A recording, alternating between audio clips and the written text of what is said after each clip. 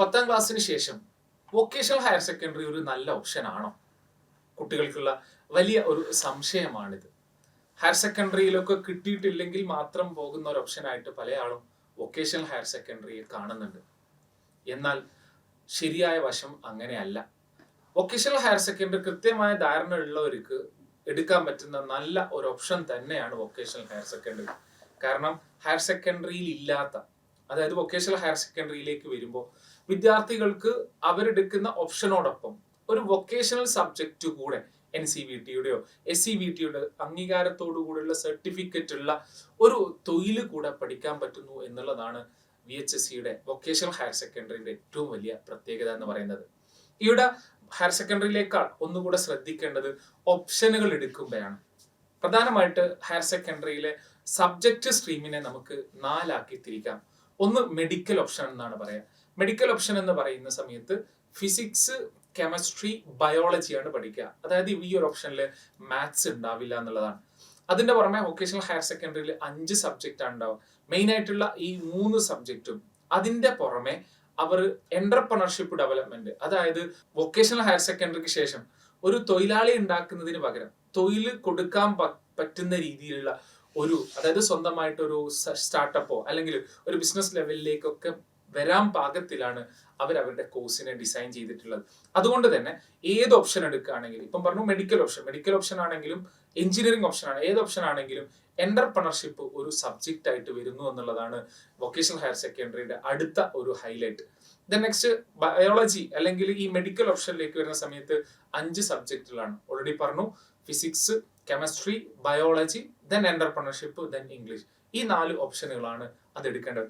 അതിന്റെ പുറമെ ഇതുമായിട്ട് കാണാം, അതായത് ഈ മെഡിക്കലുമായിട്ട് ബന്ധപ്പെട്ടിട്ടുള്ള ഒരുപാട് വൊക്കേഷണൽ സബ്ജക്റ്റുകളാണ് പിന്നീട് അവർക്ക് ഈ ഒരു കോഴ്സിന്റെ ഒപ്പം പഠിക്കാൻ സാധിക്കും. നോർമലായി അവൈലബിൾ ആവുന്ന മെഡിക്കൽ ഓപ്ഷന്റെ ഒപ്പം പഠിക്കാൻ പറ്റുന്ന വൊക്കേഷണൽ സബ്ജക്റ്റുകളാണ് ഒന്ന് beauty therapist, dairy product professor, അതേപോലെ അഗ്രികൾച്ചർ എക്സ്റ്റൻഷൻ എന്നീ പോലത്തെ ഹൈലി ഡിമാൻഡഡ് ആയിട്ട് തന്നെയുള്ള കുറെ കോഴ്സുകളാണ്, വൊക്കേഷണൽ കോഴ്സുകളാണ് നേരത്തെ പറഞ്ഞ മെഡിക്കൽ ഓപ്ഷൻ്റെ ഇന്ന് അവൈലബിൾ ആയിട്ടുള്ളത്.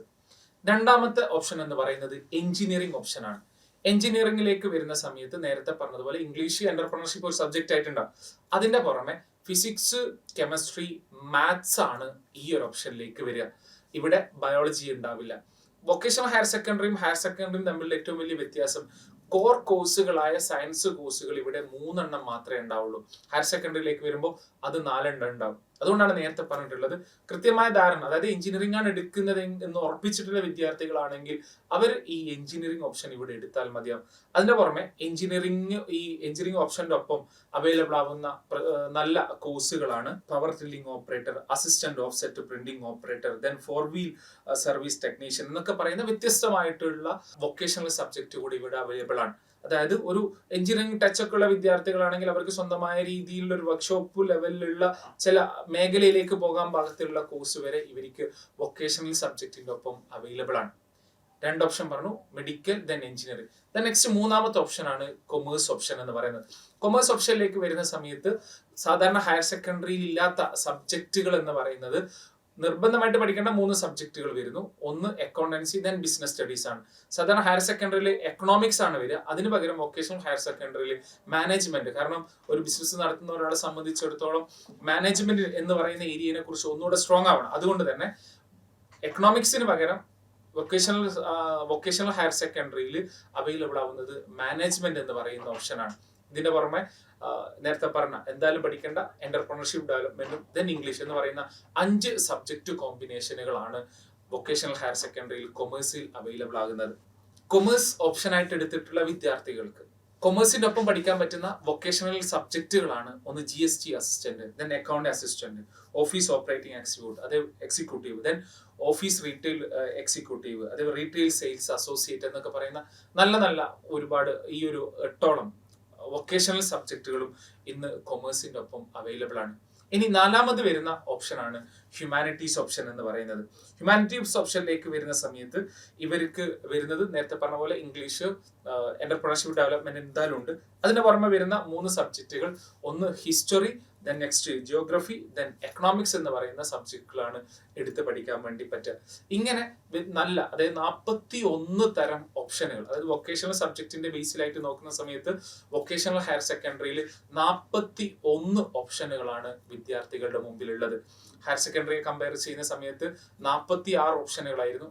ഏകദേശം അത്ര തന്നെ 41 തരം ഓപ്ഷനുകളാണ് വൊക്കേഷണൽ ഹയർ സെക്കൻഡറിയിൽ ഉള്ളത്.